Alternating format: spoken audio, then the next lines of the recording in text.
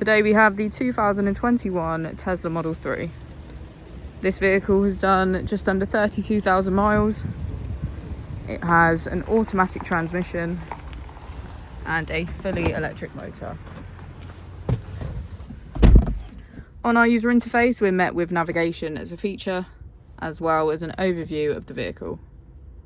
From here we can open up our bonnet, charging port and boot, all from within inside the car. If we click on our Tesla icon in the bottom right, we can access our controls, pedals and steering, charging and autopilot, safety, service, software and upgrades. Within safety we have advanced features such as a pin to drive and a glove box pin.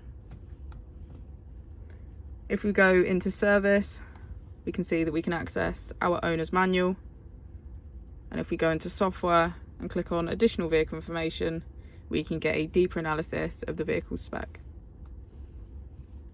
The Model 3 comes with a 360 degrees camera, and with that you can access your dash cam. If we press here, we can access our climate control, which includes heated seats and our heated steering wheel.